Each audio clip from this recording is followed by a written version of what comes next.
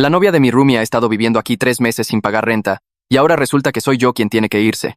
Llevo más de un año viviendo con Beto, compartiendo todo mitad y mitad. Todo estaba bien hasta que su novia, Sofía, empezó a quedarse hace 3 meses, y de ahí ya no se fue. Ahora está aquí todas las santas noches. Nuestros recibos de servicios se dispararon un 40%. El recibo de la luz pasó de $1.5 a $2.5 pesos. Más cocina, duchas más largas, el aire acondicionado prendido todo el tiempo porque Sofía hace por home office. Pero yo sigo pagando mitad y mitad con Beto, básicamente manteniendo a 3 personas. Me siento como un invitado en mi propio departamento. Ya le había tirado indirectas antes, pero Beto nomás me daba el avión. Estoy hasta el gorro. Apenas puedo pagar mi parte de la renta así como está. Finalmente, decidí tener una conversación seria. Junté nuestros recibos, marcando los aumentos. Iba a hablar con él. Esperé a que Sofía se fuera a su clase de yoga. Senté a Beto en la mesa de la cocina y le puse todo sobre la mesa. Oye, necesito que hablemos sobre Sofía viviendo aquí. Ha estado aquí todos los días por 3 meses. Los recibos subieron un montón. Y estoy pagando por una tercera persona. Beto de hecho puso cara de culpa. Tienes razón, no me di cuenta de que te estaba afectando tanto. No es justo para ti, carnal. O empieza a pagar un tercio de todo, o necesita quedarse más seguido en su casa, le dije, manteniendo la voz tranquila. Beto asintió lentamente. Sí, entiendo. Déjame hablar con ella este fin de semana. Arreglaremos algo. Tal vez pueda cooperar. O tal vez tenga que estar más en su casa. Te agradezco que te lo tomes con calma. Durante los siguientes días, noté que Sofía no estaba tanto. Venía quizás 2 o 3 noches en lugar de todas. Sentí un alivio enorme, como si por fin esta pesadilla se estuviera resolviendo. Beto incluso me mandó un mensaje a mitad de semana. Hablé bien con Sofía. Estamos buscando una solución. Gracias por la paciencia. De verdad lo aprecio. Luego me transfirió su mitad de los servicios a tiempo ese mes. Incluso añadió $500 pesos extra sin que se lo pidiera, como una ofrenda de paz. Me quedé mirando el teléfono pensando, gracias a Dios. Lo manejamos como adultos. Por una semana todo se sintió normal de nuevo. Pero el gusto me duró poco. El jueves pasado, llegué a casa del trabajo como a las 6 de la tarde. Cuando entré, Beto y Sofía estaban sentados en la mesa de la cocina, muy serios. Pero había una tercera persona con ellos. Un hombre de traje completo, portafolio abierto, con documentos extendidos sobre la mesa. Tragué saliva antes de que nadie dijera nada. La cara de Beto estaba completamente fría, sin expresión. No era el roomie amigable con el que había hablado la semana pasada. Este es nuestro abogado Héctor, dijo Beto secamente, con una voz que cortaba. Sofía estaba sentada con los brazos cruzados, sin siquiera mirarme. Perdón, ¿qué? Sentí que no podía respirar bien. ¿Abogado? ¿Qué está pasando? Pensé que lo habíamos arreglado. Héctor se ajustó los lentes y habló con un tono formal, completamente distante. Iré directo al grano. Sofía ha residido en este domicilio por más de 60 días, lo que establece posesión legal en esta entidad. Tiene plenos derechos de inquilina bajo la ley estatal, aunque no pague renta. Pude oír mi propia voz volviéndose más aguda y desesperada. Ni siquiera está en el contrato. El pago no es necesario para establecer la posesión. Continuó Héctor con calma, como si leyera un guión memorizado. La duración de la estancia es lo que importa legalmente. Una vez que alguien ha vivido en un lugar continuamente por 60 días, se le considera un inquilino legal con todos los derechos asociados. Héctor deslizó una pila de papeles sobre la mesa hacia mí. Vi mis propios mensajes de texto impresos, resaltados en amarillo brillante. La conversación donde le dije a Beto que Sofía necesitaba pagar o irse. Otros textos donde me quejaba de que ella estuviera allí constantemente. Tenemos documentación de su repetido acoso hacia nuestra cliente, dijo Héctor fríamente. Exigir que abandone el inmueble, conversaciones confrontativas, crear un ambiente hostil para una inquilina legal. ¿Acoso? Mis manos temblaban terriblemente ahora. Solo estaba pidiendo que las cosas fueran justas. Estoy pagando la mitad de todo mientras ella vive aquí completamente de gorra. Usted estaba exigiendo que una inquilina legal desalojara sin causa justificada. Eso constituye acoso bajo las leyes de protección al inquilino. Héctor me empujó un documento de aspecto oficial. Tenía un sello dorado estampado en la parte superior. Tiene 30 días para desalojar este inmueble voluntariamente. Si se niega, solicitaremos un desalojo formal a través de los tribunales. ¿Desalojo? Estoy en el contrato. Pago mi renta a tiempo cada mes. La voz se me quebró. Precisamente por eso le ofrecemos la opción voluntaria primero, dijo Héctor, sin ninguna emoción. Un desalojo en su historial hará casi imposible que rente en otro lugar. Miré directamente a Beto. Esta es mi casa. La voz de Beto era helada. Yo soy el arrendatario principal. Mi nombre está primero en el contrato. Tengo total autoridad. Lo habíamos hablado. Empecé a sentir las lágrimas. Dijiste que lo arreglaríamos juntos. Beto se encogió de hombros. Dije que lo manejaría. Y lo estoy haciendo. Tenía 30 días para irme de mi propio departamento. No puedo pagar un abogado. ¿Cómo está pasando esto? Apenas dormí esa noche. Me senté en mi cama con la laptop abierta, tecleando leyes de desalojo entre roomies y derechos del arrendatario principal en Google hasta que me ardieron los ojos. Cada sitio web que encontraba hablaba de dueños desalojando inquilinos, o inquilinos demandando a dueños. Pero nada sobre qué pasa cuando tu roomie intenta echarte. Pasaba página tras página de jerga legal que no aplicaba a mi situación. Mis manos temblaban tanto que apenas podía teclear. La realidad me golpeaba en oleadas. Realmente podría quedarme en la calle en 30 días. No tengo a dónde ir. Mi cuenta de ahorros tiene quizás $10 pesos. El depósito y el primer mes de renta en cualquier otro lugar costarían al menos $30 pesos. Seguí buscando, más desesperado con cada resultado inútil. Alrededor de las 2 a.m. encontré un foro de derechos de inquilinos perdido en los resultados. Alguien publicó sobre una disputa de roomies hace 3 años. Revisé las respuestas y un comentario me dejó sin aliento. Un usuario llamado Defensor Inquilino 2019 escribió que la mayoría de las modificaciones al contrato requieren las firmas de por todas por las partes, no solo del arrendatario principal. Tomé captura de pantalla del comentario inmediatamente. Mi corazón latía con fuerza mientras lo leía una y otra vez. Quizás Beto no tiene el poder unilateral que dice tener. Quizás Héctor estaba mintiendo sobre todo. Guardé la captura del hilo del foro en 3 lugares diferentes de mi teléfono y laptop. Es la primera chispa de esperanza que sentí desde que Héctor puso esos papeles en la mesa. Pasé otra hora buscando información sobre los requisitos de doble firma en los contratos, pero no pude encontrar nada definitivo para mi estado. Finalmente me quedé dormido alrededor de las 4 a.m., con la laptop aún abierta. Mi alarma sonó 3 horas después para ir al trabajo. Sentía como si me hubiera atropellado un camión. Me latía la cabeza y sentía los ojos como lija. Me reporté enfermo porque genuinamente no podía funcionar. Mi supervisora sonó molesta, pero lo aprobó. Pasé toda la mañana llamando a cada bufete jurídico gratuito de la ciudad. El primero tenía una lista de espera de 6 semanas. El segundo dijo que mis ingresos eran ligeramente demasiado altos para calificar. El tercero no manejaba disputas de inquilinos. El cuarto solo tomaba casos de violencia doméstica. Llamé a 17 lugares diferentes antes del mediodía.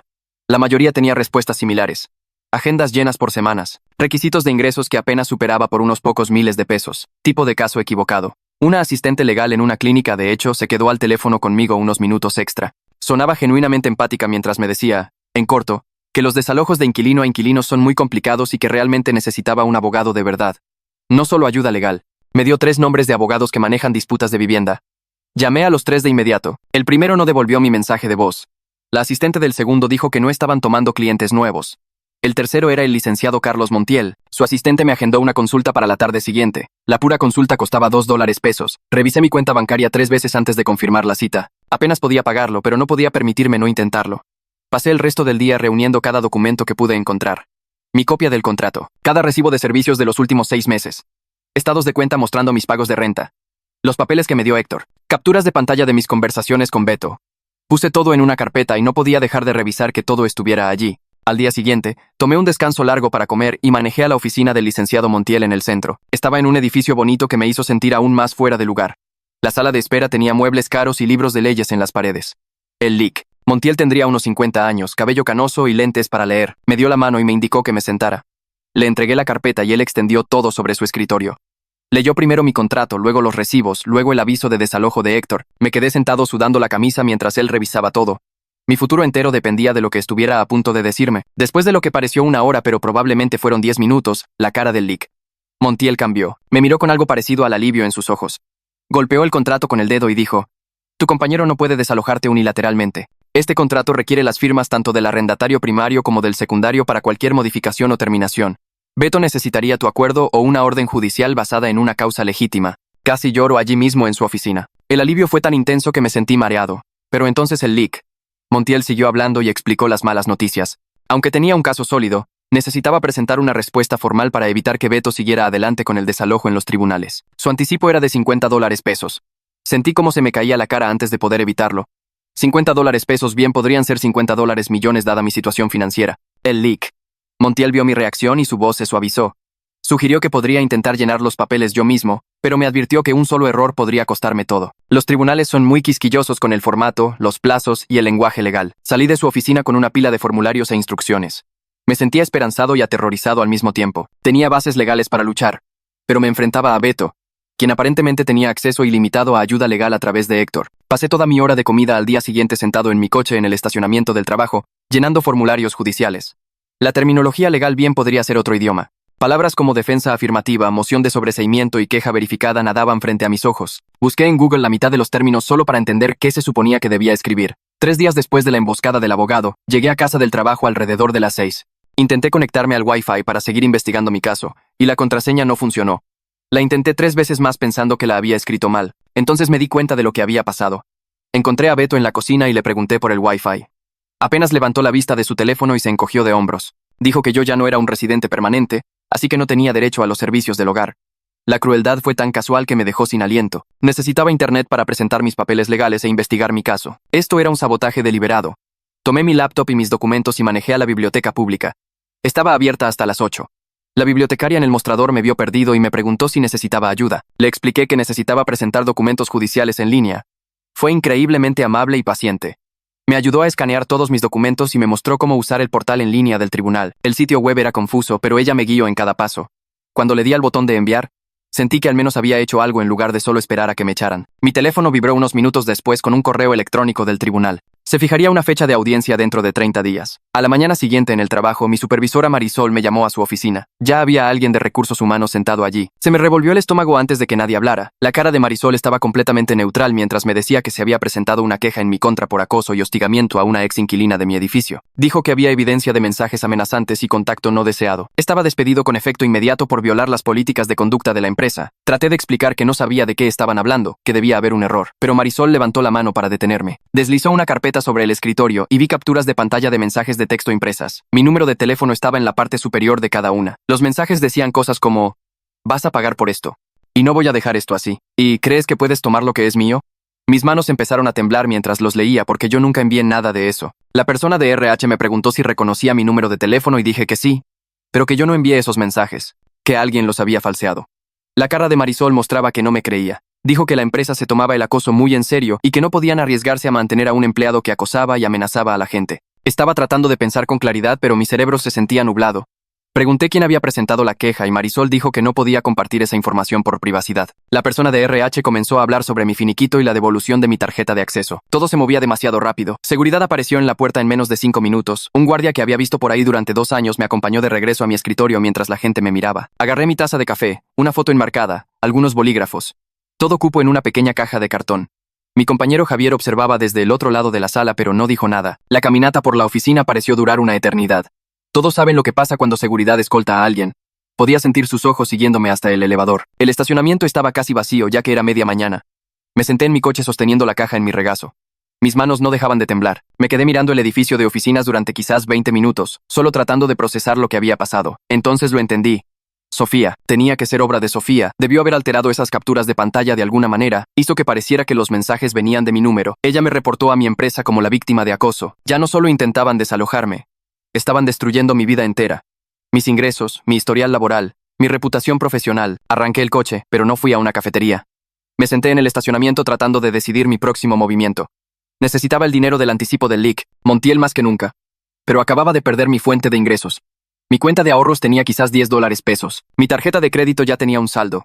Esa noche estaba sentado en mi coche fuera de otra cafetería porque aún no podía enfrentar el regreso a casa. Saqué mi teléfono y llamé a mis padres. Mi papá, Arturo, contestó al tercer timbrazo. Intenté explicarle todo. La amenaza de desalojo, el falso abogado Héctor, y ahora perder mi trabajo por acusaciones de acoso inventadas. La voz se me quebraba mientras hablaba. Le conté sobre los mensajes de texto fabricados y cómo Sofía debió haberlos creado para que me despidieran. Esperaba que mi papá se sorprendiera o se preocupara o al menos fuera empático. Apenas me mantenía entero mientras le explicaba toda la pesadilla. Hubo una larga pausa después de que terminé de hablar. Entonces mi papá suspiró profundamente y dijo algo que hizo que se me cayera el estómago. Me dijo que habían estado hablando con Beto. Sentí un frío por todo el cuerpo. Mi papá explicó que Beto les llamó hace unos días. Beto se presentó como el tipo razonable tratando de manejar una situación difícil con un roomie. Les dijo a mis padres que yo había estado acosando a Sofía, negándome a aceptar que ella vivía en el departamento ahora, haciendo que todos se sintieran incómodos con mi comportamiento agresivo. Mi papá dijo que Beto parecía muy preocupado por toda la situación. Intenté interrumpir, pero mi papá siguió hablando. Dijo que Beto les explicó cómo intentó arreglar las cosas conmigo, pero que yo seguía escalando y haciendo amenazas. Mi mamá, Diana, tomó el teléfono. Su voz tenía ese tono de decepción que me atravesó. Dijo que me habían educado mejor que para hacer que una mujer se sintiera insegura en su propia casa. Me dijo que necesitaba aceptar que las situaciones de vivienda cambian y que la gente se muda junta. Intenté explicar que Sofía no pagaba renta, que todo el asunto del desalojo era una trampa, que Héctor ni siquiera era un abogado de verdad. Mi mamá me cortó antes de que pudiera terminar. Dijo que Beto les mostró los mensajes que envié amenazándolos a él y a Sofía. Me dijo que no iban a apoyar ese tipo de comportamiento. Me di cuenta con horror de que Beto les había enviado a mis padres las mismas capturas de pantalla falsas que Sofía usó para despedirme. Mi propia familia piensa que yo soy el malo aquí. Creen que soy una especie de persona inestable que acosa a esta pobre pareja. Mi papá volvió al teléfono y me dijo que no me darían ninguna ayuda financiera hasta que pusiera mis prioridades en orden y me disculpara con esos muchachos. Esos muchachos, llamaba a Beto y Sofía muchachos como si fueran víctimas inocentes. Mi mamá dijo de fondo que estaba rezando para que yo entrara en razón. La llamada terminó y yo estaba sentado solo en mi coche fuera de esta cafetería. Mi trabajo se había ido. Mi departamento me lo estaban robando. Ahora mis propios padres se habían vuelto en mi contra. Cada sistema de apoyo que tenía había desaparecido. Conduje a la biblioteca pública porque necesitaba internet y no podía volver al departamento donde Beto cambió la contraseña del Wi-Fi. Me senté frente a una computadora sintiéndome completamente vacío. La semana siguiente se convirtió en puro modo supervivencia. Solicité el desempleo en línea, pero el sitio web decía que tardaba semanas en procesar las solicitudes. El formulario preguntaba por qué dejé mi último trabajo y tuve que marcar la casilla de despedido. Eso probablemente significaba que me lo negarían de todos modos, ya que no fue un recorte. Fui al supermercado y compré la comida más barata que pude encontrar. Sopas instantáneas, crema de cacahuate, pan. Usé mi tarjeta de crédito porque mi cuenta de cheques estaba casi vacía. La tarjeta ya tenía un saldo de $15, pero no tenía opción. Necesitaba comer. De vuelta en el departamento, Beto y Sofía actuaban como si yo fuera invisible. Se sentaban en el sillón a ver la televisión y ni siquiera me miraban cuando pasaba. Empecé a revisar mis cosas para ver qué podía vender. Mi consola de videojuegos para la que había ahorrado el año pasado. Mi bicicleta que apenas usaba. Algunos libros de texto viejos. Publiqué todo en el marketplace de Facebook. Un tipo me ofreció $3 por la consola y acepté, aunque pagué $6. Necesitaba efectivo ya. Mi ex compañero de trabajo Hugo me envió un mensaje por Facebook. Se fue de la empresa el año pasado para trabajar en otro lugar. Vio mis publicaciones vendiendo cosas y me preguntó si todo estaba bien. Me quebré y le conté toda la historia por Messenger. La amenaza de desalojo, perder mi trabajo, mis padres dándome la espalda, todo. Hugo no cuestionó si estaba diciendo la verdad, solo preguntó qué necesitaba. Me habló de una agencia de trabajo temporal con la que trabaja que coloca a personas en trabajos a corto plazo. Pagan por día y no hacen muchas preguntas sobre vacíos laborales recientes. Me envió la información de contacto y me dijo que usara su nombre como referencia. Les llamé a la mañana siguiente y me hicieron ir esa misma tarde. La coordinadora me hizo algunas preguntas básicas y me hizo llenar papeles. Dijo que podían empezar a asignarme trabajos de inmediato. Empecé a tomar cualquier trabajo temporal que me mandaran. Un día estaba en un almacén cargando cajas en camiones. Al día siguiente estaba reponiendo estantes en una tienda departamental durante la noche. Otro día estaba haciendo captura de datos en algún edificio de oficinas. El trabajo era agotador y la paga era apenas por encima del salario mínimo. Estaba ganando quizás $1 al día cuando solía ganar $2 en mi trabajo real. Pero era flujo de efectivo cuando no tenía nada más. Trabajaba turnos de 12 horas cuando estaban disponibles. Me dolía el cuerpo constantemente. Llegaba al departamento y Beto y Sofía tenían conversaciones ruidosas en la sala sobre cuándo el lugar finalmente estaría en paz. Hablaban lo suficientemente alto para que yo los oyera a través de la puerta de mi habitación. Sofía se reía de lo lindo que sería tener el segundo dormitorio como oficina. Ya estaban planeando cómo usar mi habitación una vez que me fuera. 2 semanas después de perder mi trabajo, llegué a casa de un turno en el almacén. Había un hombre parado fuera de la puerta del departamento. Me preguntó si yo era yo y dije que sí. Me entregó un sobre y dijo, «Ha sido notificado». Luego se alejó. Abrí el sobre allí mismo en el pasillo. Era una solicitud de orden de restricción de parte de Beto. Los papeles decían que había amenazado con violencia contra él y Sofía. Listaba los mensajes de texto falsos como evidencia. Luego agregaba cosas nuevas que ni siquiera había hecho. Afirmaba que me había estado comportando de manera errática y haciendo amenazas verbales en el departamento. Decía que Beto temía por su seguridad y la de Sofía. Había una audiencia judicial programada en una semana. Un juez decidiría si otorgaba una orden de restricción temporal. Leí los papeles 3 veces tratando de entender. Si Beto conseguía esta orden de restricción, me prohibirían legalmente entrar a mi propio departamento. No podría ir a casa. No podría luchar contra el desalojo porque me prohibirían la entrada al inmueble. Claro.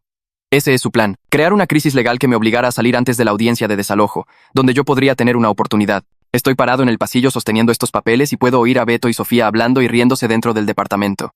La deuda de mi tarjeta de crédito supera los $80 ahora. Estoy trabajando en empleos temporales que apenas cubren la comida.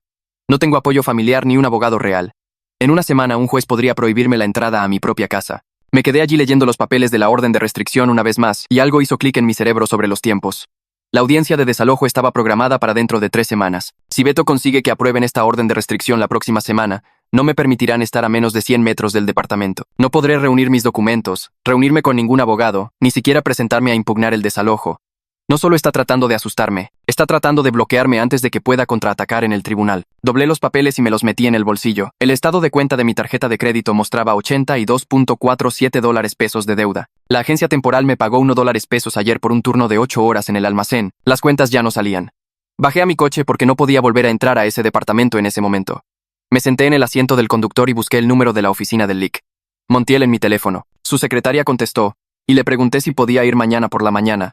Revisó la agenda y dijo que el LIC. Montiel tenía 15 minutos a las 9 a.m. Lo tomé. A la mañana siguiente, estaba esperando fuera de la oficina del LIC. Montiel a las 8:45. Mis manos no dejaban de temblar. Cuando me hizo pasar, me senté frente a su escritorio y le expliqué todo lo que había pasado desde nuestra última reunión. Perdí mi trabajo por capturas de pantalla falsas. Mis padres me dieron la espalda porque creen las mentiras de Beto. Ahora había una audiencia de orden de restricción en 6 días. El leak. Montiel escuchó sin interrumpir. Cuando terminé, me incliné hacia adelante en mi silla. Le dije que le pagaría en plazos, la cantidad que necesitara al mes. Le cedería parte de mi salario una vez que consiguiera un trabajo estable de nuevo. Haría planes de pago, cualquier cosa. El leak. Montiel cerró la carpeta frente a él y sacudió la cabeza lentamente. Explicó que su seguro de mala praxis no le permitía tomar casos sin el anticipo completo. Era política de la firma, no su elección personal. Pero entonces se reclinó y me dio un consejo gratis. Me dijo que me presentara en la audiencia de la orden de restricción con cualquier evidencia que pudiera encontrar que probara que esos mensajes de texto eran falsos, registros telefónicos, cualquier cosa que contradijera su línea de tiempo. Dijo que los jueces toman en serio las órdenes de restricción, pero que tampoco les gusta ser manipulados con pruebas falsas. Le di las gracias y me fui. Al menos tenía algo con qué trabajar. Pasé el resto de ese día llamando a mi compañía telefónica. La primera persona de servicio al cliente me transfirió a soporte técnico. Soporte técnico me transfirió al departamento legal. El departamento legal me dijo que necesitaba presentar una solicitud por escrito. Presenté la solicitud por escrito a través de su sitio web. 2 días después, recibí un correo diciendo que podían proporcionar un registro de llamadas y textos mostrando los números que contacté y las fechas y horas. Pero el contenido real del mensaje requería un citatorio de un tribunal o de la policía. Volví a llamar y expliqué que necesitaba probar que no envié ciertos mensajes. El representante sonó comprensivo, pero dijo que no había nada que pudieran hacer sin un citatorio. Pregunté cómo conseguir un citatorio. Dijo que necesitaba que un abogado lo solicitara a un juez. No tengo abogado. Pasé otro día entero al teléfono intentando diferentes enfoques. Hablé con 5 representantes diferentes. Me transfirieron con supervisores 2 veces. Todos me dijeron lo mismo.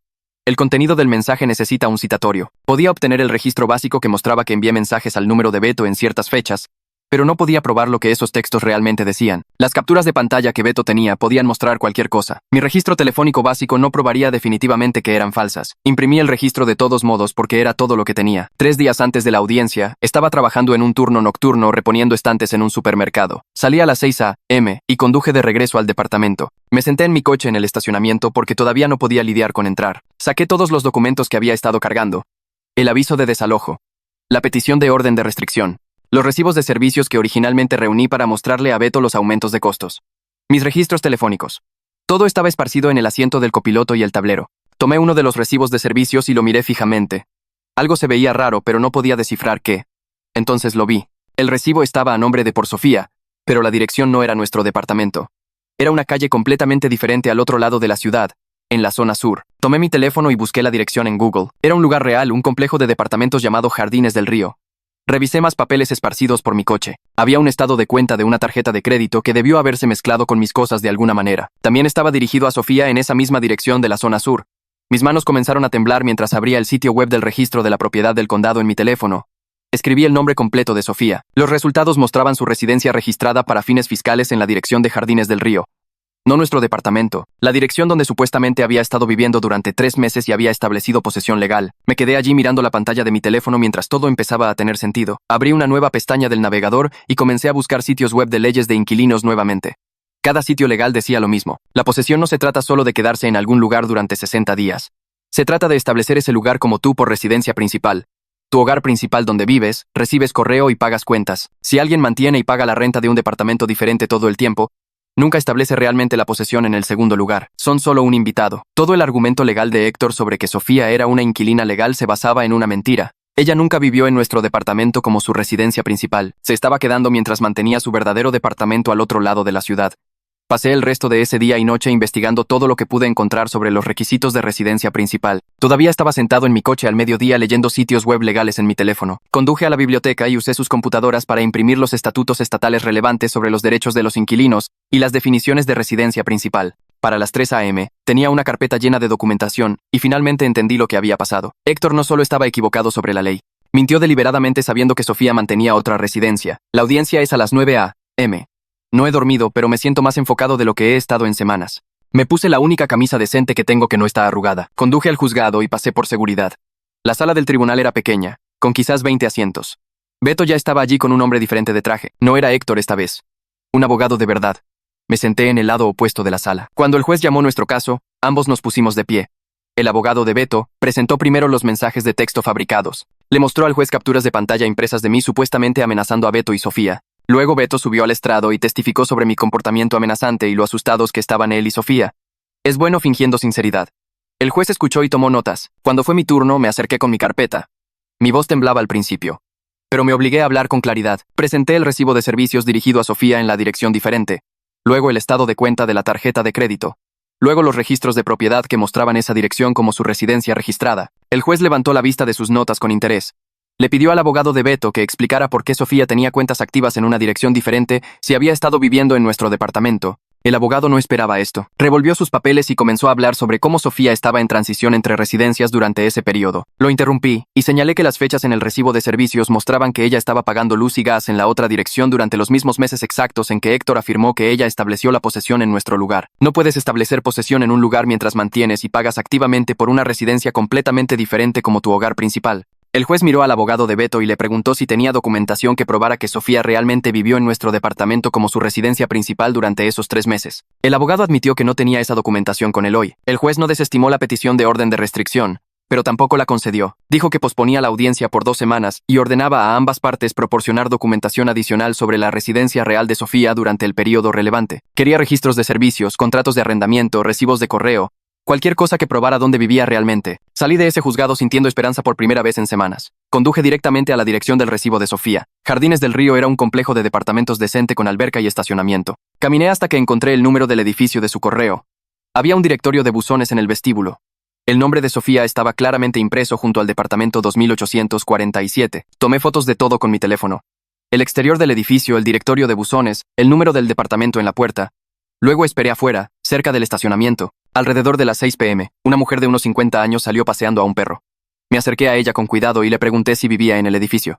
Dijo que llevaba 5 años allí. Le mostré una foto de Sofía en mi teléfono y le pregunté si la conocía. La mujer asintió de inmediato y dijo, «Ah, sí.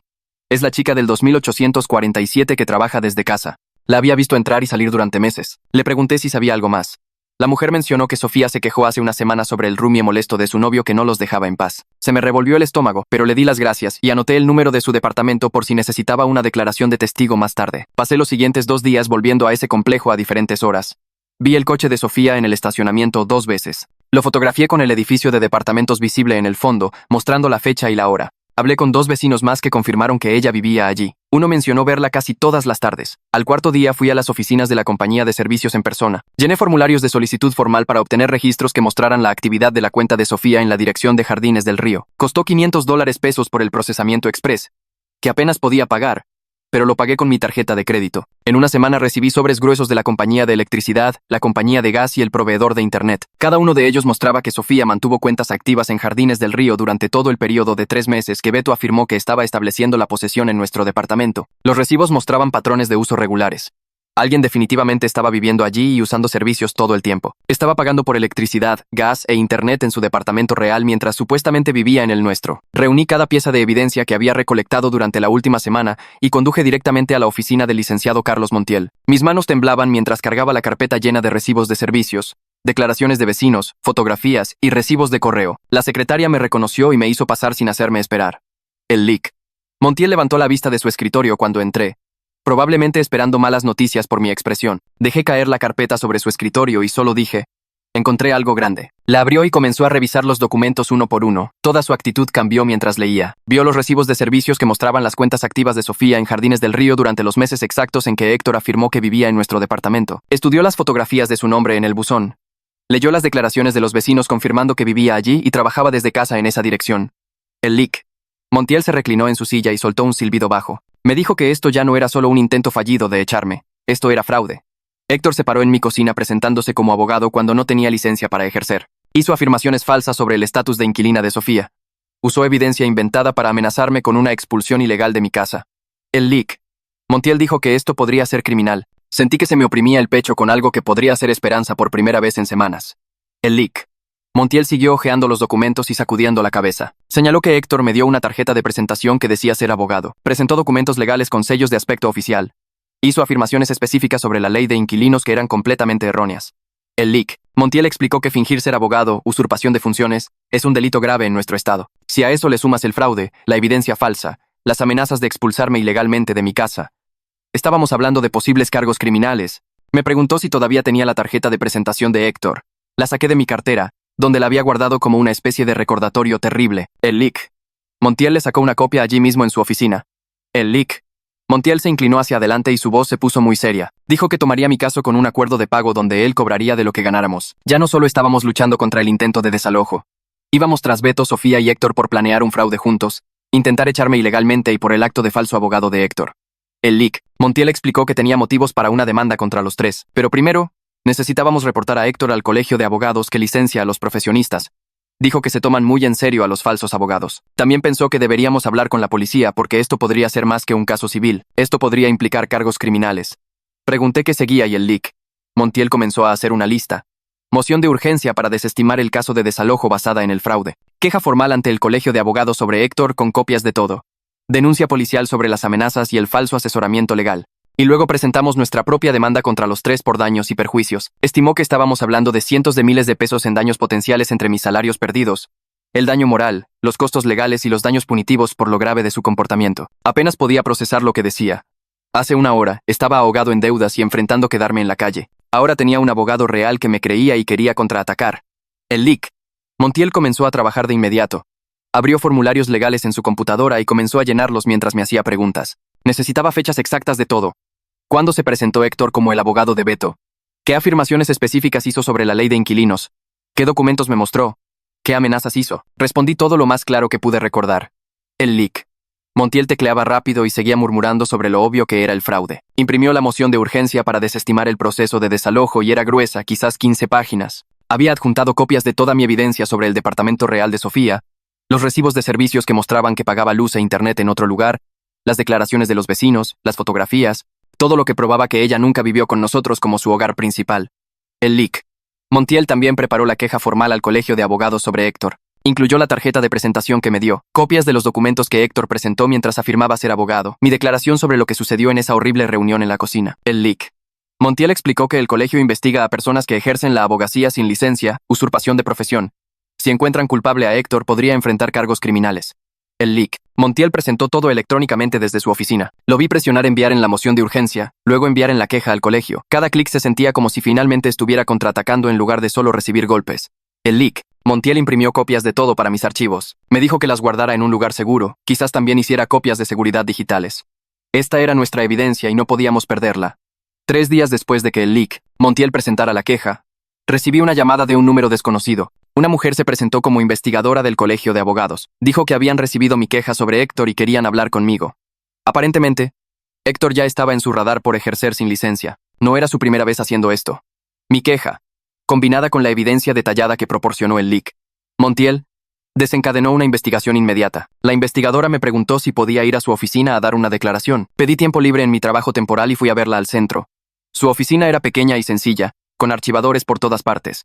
Me hizo sentar y comenzó a hacer preguntas muy específicas. ¿Héctor dijo explícitamente que era el abogado de Beto? ¿Presentó documentos que parecían oficiales? ¿Hizo afirmaciones específicas sobre la ley? ¿Me amenazó con acciones legales? Respondí que sí a todo y expliqué exactamente lo que pasó. Ella tomó notas todo el tiempo y grabó nuestra conversación con mi permiso. La investigadora me dijo que fingir ser abogado es un delito penal, no solo una falta administrativa. Estaba reuniendo evidencia para remitir el caso a la Fiscalía General de Justicia, el Ministerio Público, para posibles cargos penales. Explicó que lo que hizo Héctor, usar un falso poder legal para amenazar y asustar a alguien sobre su vivienda, se toma muy en serio.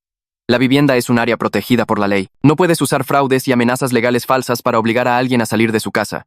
Me agradeció por denunciar y dijo que la investigación continuaría. También mencionó que si se presentaban cargos criminales, podría necesitar testificar. Dije que estaba absolutamente dispuesto a hacerlo. 2 días después de reunirme con la investigadora, mi teléfono sonó mientras reponía estantes en un almacén. Era Beto. Casi no contesto, pero algo me hizo levantar el teléfono. Su voz sonaba completamente diferente al tono frío y cruel que usó durante el montaje del abogado. Estaba prácticamente rogando. Comenzó a hablar rápido sobre cómo Héctor entendió mal la situación legal y cómo Beto no sabía que Sofía no había hecho de nuestro lugar su hogar principal. Dijo que Héctor le dijo que quedarse en un lugar por 60 días automáticamente te convertía en inquilino legal y Beto simplemente le creyó. Seguía diciendo que quería llegar a un acuerdo y evitar que esto se saliera de control. Su voz realmente temblaba cuando hablaba. No dije mucho, solo dejé que siguiera hablando. Beto dijo que tal vez podríamos llegar a un trato donde yo me quedara y Sofía se quedara más en su casa. Sugirió que tal vez dividiéramos los servicios entre 3, como pedí originalmente. Sonaba desesperado de una manera que nunca antes había escuchado. Mencionó que escuchó sobre la queja al colegio y la investigación. Dijo que Héctor es primo de su novia y que Héctor prometió que sabía lo que hacía. Beto trató de hacer sonar como si él también fuera una víctima, como si Héctor hubiera engañado a todos. Pero yo recordaba estar sentado en esa mesa de la cocina con la cara helada de Beto mientras Héctor me amenazaba. Beto sabía exactamente lo que estaba pasando. Mientras Beto seguía hablando y poniendo excusas, recordé algo que el Lic. Montiel mencionó. Mi estado permite la grabación de llamadas con el consentimiento de una sola parte. Eso significa que puedo grabar una conversación telefónica sin decírselo a la otra persona. Rápidamente abrí la aplicación de grabadora de voz en mi teléfono y presioné grabar. Beto seguía divagando sobre cómo todo esto se salió de control y cómo nunca quiso que llegara tan lejos. Empecé a hacer preguntas específicas. Le pregunté si Héctor era realmente un abogado con licencia cédula profesional. Beto dudó y luego admitió que no, o sea, no tiene cédula, pero sabe mucho de leyes de inquilinos por ayudar a sus amigos. Le pregunté si Sofía mantuvo su departamento en Jardines del Río todo el tiempo. Otra pausa. Beto dijo que sí, lo mantuvo porque su contrato aún no terminaba, pero planeaba mudarse con nosotros eventualmente. Le pregunté si la amenaza de desalojo se basaba en el entendimiento de Héctor de la ley. Beto dijo que sí. Héctor nos dijo que quedarse 60 días crea derechos de inquilino y que podíamos hacer que te fueras ya que yo soy el principal en el contrato. Cada respuesta que Beto daba empeoraba las cosas para él. Está admitiendo que Héctor no es un abogado real. Está confirmando que Sofía mantuvo su otro departamento. Está reconociendo que toda la amenaza de desalojo se basó en el falso consejo legal de Héctor. Trató de afirmar que no sabía que lo de la ley estaba mal, pero acaba de admitir que sabía que Héctor no tenía licencia y sabía que Sofía vivía en otro lugar. Toda su defensa de fui engañado se desmoronó con sus propias palabras.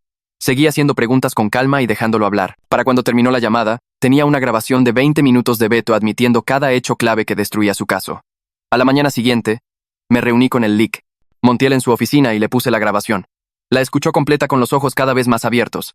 Cuando terminó, de hecho se rió y dijo que Beto nos acababa de entregar el caso entero en una grabación. El Lic. Montiel hizo una copia del archivo de audio y lo agregó a nuestra carpeta de evidencia. Luego me dijo que teníamos una reunión programada con un detective de la División de Fraudes. La investigadora del Colegio de Abogados había remitido mi caso a la policía y habían asignado a alguien para que lo investigara. Fuimos juntos a la estación de policía. El detective era un tipo de mediana edad con cabello canoso que parecía cansado pero interesado cuando nos sentamos. El Lic. Montiel hizo la mayor parte de la conversación al principio, explicando toda la situación desde el principio. El montaje del falso abogado. Las amenazas de echarme. La evidencia inventada. El descubrimiento de que Sofía nunca vivió realmente con nosotros. Luego puse la grabación de la llamada de Beto. El detective escuchó atentamente y tomó notas. Cuando terminó, pidió quedarse con una copia de la grabación. El Lic. Montiel le entregó una USB con el archivo de audio más toda nuestra demás evidencia. Los recibos de servicios del Departamento Real de Sofía. La tarjeta de presentación de Héctor. Los documentos que me dio Héctor. Las declaraciones de los vecinos. Todo. El detective explicó que este tipo de fraude, usar un falso poder legal para amenazar y coaccionar a alguien sobre su vivienda, era tomado en serio por su departamento. La vivienda es un área protegida bajo la ley. No puedes usar mentiras y amenazas legales falsas para hacer que alguien deje su hogar. Dijo que revisaría todo y lo presentaría a la fiscalía. No podía prometer qué cargos se presentarían, pero basándose en lo que había visto, definitivamente había suficiente para una investigación criminal. Me preguntó si estaba dispuesto a cooperar plenamente si esto avanzaba. Le dije que absolutamente sí. Quería que fueran responsables por lo que intentaron hacerme. La audiencia continuada de la orden de restricción tuvo lugar la semana siguiente. Entré al juzgado con el Lic, Montiel, y me sentí completamente diferente a la primera vez. La última vez estaba solo y asustado, con apenas evidencia. Esta vez tenía un abogado real. Una carpeta llena de pruebas y una grabación que destruía toda la historia de Beto. Beto apareció con una abogada diferente esta vez. No Héctor, obviamente. Su nueva abogada era una mujer con un traje caro que parecía infeliz de estar allí. El juez llamó el caso. Y la abogada de Beto se puso de pie de inmediato y pidió retirar la solicitud de orden de restricción. Pero el juez no la dejó. Dijo que quería respuestas sobre lo que había estado pasando con este caso. Mencionó que el tribunal había recibido notificación sobre una investigación del Colegio de Abogados y una investigación criminal relacionadas con los procedimientos de desalojo originales. Quería saber qué estaba pasando antes de desestimar nada. El Lic. Montiel se puso de pie y pidió permiso para presentar evidencia. El juez asintió. El Lic. Montiel expuso todo. Mostró los recibos de servicios probando que Sofía vivió en Jardines del Río todo el tiempo. Reprodujo partes de la grabación donde Beto admite que Héctor no es un abogado con licencia y admite que Sofía mantuvo su otro departamento. Presentó las declaraciones de los vecinos confirmando la dirección real de Sofía. Explicó cómo Héctor se presentó como abogado e hizo afirmaciones legales falsas para amenazarme con un desalojo ilegal. La cara del juez se endureció mientras el Lic. Montiel hablaba. La abogada de Beto intentó interrumpir un par de veces, pero el juez le dijo que esperara. Cuando el Lic. Montiel terminó. El juez le preguntó a la abogada de Beto si tenía algo que decir. Ella comenzó a hablar sobre cómo su cliente fue mal aconsejado, pero el juez la interrumpió. Dijo que la grabación dejaba claro que Beto sabía que Héctor no tenía licencia y sabía que Sofía vivía en otro lugar. El juez negó la solicitud de orden de restricción por completo. Luego hizo comentarios sobre hacer perder el tiempo al tribunal con reclamos falsos y dijo que también remitiría el asunto a la fiscalía. Beto se veía pálido mientras salíamos de la sala. Su abogada ni siquiera lo volteó a ver. El Lic. Montiel presentó nuestra demanda al día siguiente. Me senté en su oficina mientras él finalizaba el papeleo. Estábamos demandando a Beto, Sofía y Héctor juntos por todo lo que hicieron. La demanda lo enumeraba todo. Daños morales por el daño emocional que causaron. Salarios caídos por el despido de mi trabajo basado en sus mensajes de texto inventados. Los costos en los que incurrí luchando contra su falso intento de desalojo. Daños punitivos por planear un fraude juntos. La demanda tenía 30 páginas y contaba toda la historia en detalle. Cómo Sofía se mudó sin pagar nada. Cómo traté de manejarlo razonablemente. Cómo respondieron organizando la reunión con el falso abogado. Cómo Héctor se presentó como abogado sin tener licencia. Cómo hicieron afirmaciones falsas sobre la ley de inquilinos. Cómo crearon mensajes de texto falsos que hicieron que me despidieran. Cómo destruyeron mi relación con mis padres enviándoles las capturas de pantalla inventadas. Cómo presentaron una orden de restricción falsa para obligarme a salir antes de que pudiera defenderme. El leak. Montiel explicó que estábamos pidiendo $500 en daños totales, pero podríamos obtener más o menos dependiendo de lo que decidiera el jurado. Lo importante era dejar todo registrado en un documento legal. Ya no nos estábamos escondiendo, los estábamos persiguiendo en documentos judiciales públicos que cualquiera podía leer. El leak. Montiel presentó la demanda electrónicamente y entregó copias a Beto, Sofía y Héctor a través de un notificador profesional.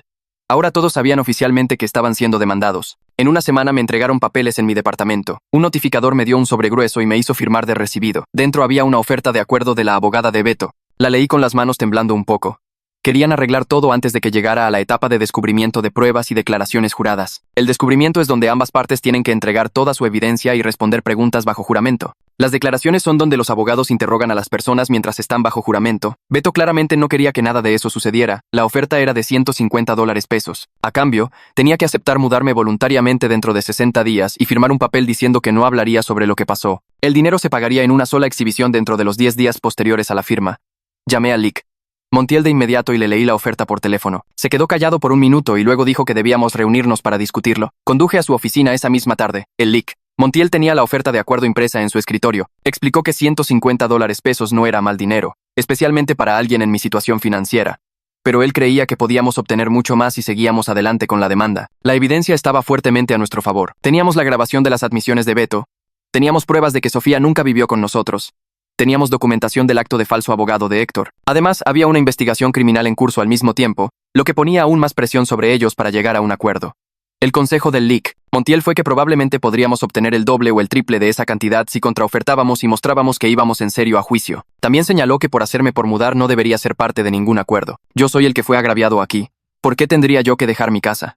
La condición de no hablar, confidencialidad, era estándar en los acuerdos. Pero el Lick. Montiel pensó que podíamos negociar mejores términos allí también.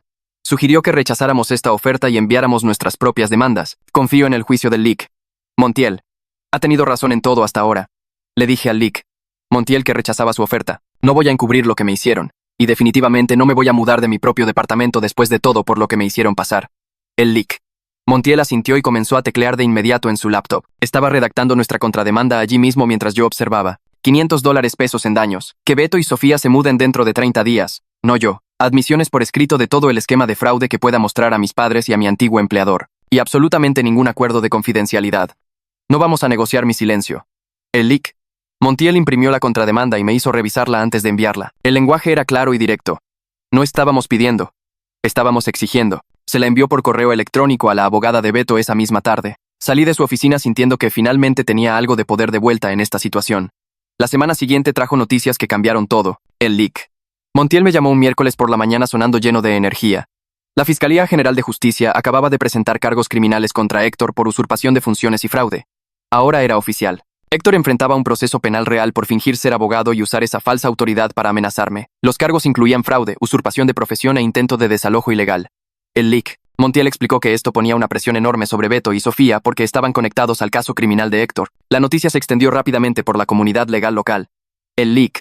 Montiel escuchó de otros abogados que se hablaba del caso de Héctor como un ejemplo de advertencia. 2 días después de que se presentaran los cargos criminales, recibí una llamada de Hugo. Vio algo en línea y quería avisarme. El empleador de Sofía se enteró de la falsa queja de RH que ella presentó contra mí.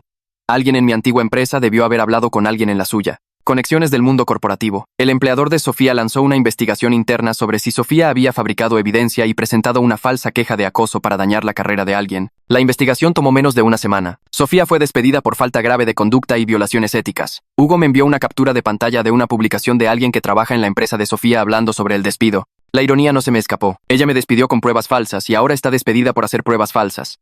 Todo lo que intentaron hacerme se les está regresando. El Lick. Montiel me mantuvo actualizado sobre la preparación del caso civil. Estábamos programados para una fecha en el tribunal en 6 semanas. Estaba preparando las declaraciones y el descubrimiento de pruebas. La abogada de Beto sabía que teníamos evidencia sólida y un caso criminal respaldando nuestras afirmaciones de fraude. La presión estaba aumentando de su lado. 2 semanas antes de nuestra fecha en el tribunal, el LIC, Montiel me llamó con noticias. La abogada de Beto envió una oferta de acuerdo revisada. Conduje a la oficina del LIC. Montiel de inmediato para revisarla. La nueva oferta era de $450. Proporcionarían admisiones por escrito que podría compartir con partes específicas, incluidos mis padres y mi antiguo empleador. Beto se mudaría del departamento dentro de 45 días. La única condición era que no hablara con los por medios de comunicación por sobre el caso. Sin entrevistas, sin publicaciones en redes sociales sobre los detalles, sin declaraciones públicas. El LIC. Montiel se reclinó en su silla y me miró seriamente. Creía que debía aceptar esta oferta. Habíamos ganado todo lo que realmente importaba. El dinero era sustancial. Las admisiones por escrito me daban lo que necesitaba para limpiar mi nombre con mi familia y mi antiguo empleador. Que Beto se mudara significaba que conservaba mi hogar. La restricción de medios era estándar y no me impedía contarle a la gente en mi vida personal lo que sucedió. Si íbamos a juicio, podríamos obtener más dinero, pero también podríamos obtener menos. Los juicios son impredecibles. Esta oferta me daba certeza y cierre. Lo pensé durante quizás 5 minutos. Luego le dije al LIC. Montiel que la aceptaba. Comenzó a redactar la aceptación y el acuerdo de liquidación esa misma tarde. Los documentos del acuerdo llegaron una semana después. Leí cada página con el LIC. Montiel. Las admisiones por escrito eran detalladas e inequívocas. Héctor no era un abogado con licencia, cédula profesional, y no tenía autoridad para hacer reclamos legales o amenazar con el desalojo. Sofía nunca estableció posesión legal en mi departamento porque mantuvo su residencia principal en otro lugar, y nunca tuvo la intención de hacer de mi departamento su hogar permanente. Los mensajes de texto utilizados para despedirme fueron fabricados y alterados para hacerme parecer amenazante. Toda la amenaza de desalojo se basó en reclamos legales fraudulentos hechos por alguien que usurpaba la profesión de abogado. Beto y Sofía participaron a sabiendas en este esquema. Cada cosa que me hicieron estaba admitida por escrito y firmada por su abogada. Llevé los documentos a un notario público y saqué múltiples copias certificadas. Hice 5 copias en total y las guardé en diferentes lugares. Una en mi departamento, una en una caja de seguridad en mi banco, una con el LIC. Montiel, un escaneo digital en mi correo electrónico y una copia física que guardo en mi coche. Nadie me va a quitar esto nunca.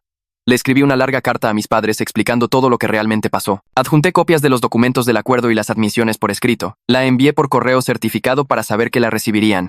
2 días después sonó mi teléfono. Era mi papá. Pude oír algo diferente en su voz de inmediato. Culpa. Se disculpó por no creerme. Dijo que lamentaba haberse puesto del lado de Beto sin escuchar mi historia completa. Explicó que Beto fue muy convincente y parecía tan razonable. Pero ver los documentos legales y las admisiones dejaba claro que yo estaba diciendo la verdad todo el tiempo. Mi mamá tomó el teléfono y estaba llorando. Dijo que lamentaba haberme abandonado cuando más los necesitaba. Seguía diciendo que debió haber sabido, que debió haber confiado en mí, que debió haber hecho más preguntas. No les dije que estaba bien, porque no lo estaba. Lo que hicieron me dolió mucho, pero les dije que apreciaba la disculpa y que estaba dispuesto a trabajar para reconstruir la confianza. La relación no se arregló mágicamente. Va a tomar tiempo, pero al menos ahora sabían la verdad. La semana siguiente llamé a mi antiguo empleador y solicité una reunión con Marisol y RH. Dudaron al principio, pero mencioné que mi abogado, el LIC, Montiel, les enviaría unos documentos que necesitaban ver. Eso captó su atención. La reunión se programó para el martes siguiente. Me presenté con el LIC. Montiel y copias de los documentos del acuerdo. Nos sentamos en una sala de conferencias con Marisol y 2 personas de RH, el LIC. Montiel hizo la mayor parte de la conversación. Presentó la admisión por escrito de que la queja de acoso fue completamente fabricada. Les mostró los documentos del acuerdo que probaban que Sofía creó evidencia falsa para dañar mi empleo. Luego, el LIC. Montiel les entregó una carta amenazando con acciones legales si no corregían mi registro de despido. Mi despido se basó en evidencia fraudulenta. Si no arreglaban mi expediente personal, demandaríamos por despido injustificado. Los representantes de RH se veían incómodos. Marisol no me miraba a los ojos. Pidieron una semana para revisar todo con su departamento legal. 5 días después, recibí una llamada de RH. Mi expediente personal había sido modificado. En lugar de mostrar que fui despedido por causa justificada, ahora mostraba que renuncié voluntariamente. Me proporcionaron una carta de referencia neutral que confirmaba mis fechas de empleo y decía que era elegible para recontratación. No admitieron que estaban equivocados, pero eliminó la mancha negra de mi historial. De todos modos, no quería mi trabajo de vuelta. Ya había encontrado un trabajo mejor a través de las conexiones de la agencia temporal que Hugo me consiguió, pero necesitaba limpiar mi historial para futuras oportunidades. 3 meses después de la emboscada del abogado que casi destruye mi vida, sigo viviendo en mi departamento. Beto se mudó hace 2 semanas. El lugar se siente mío de nuevo.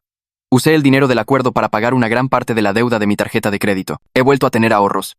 La relación con mi familia está sanando lentamente a través de llamadas telefónicas semanales. Mi historial laboral está limpio. Aprendí que algunas personas explotarán cualquier debilidad que puedan encontrar.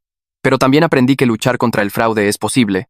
incluso cuando te sientes completamente impotente. El departamento se siente en paz ahora. Estoy durmiendo toda la noche sin ataques de pánico sobre quedarme en la calle. Gané. Y más importante, sobreviví.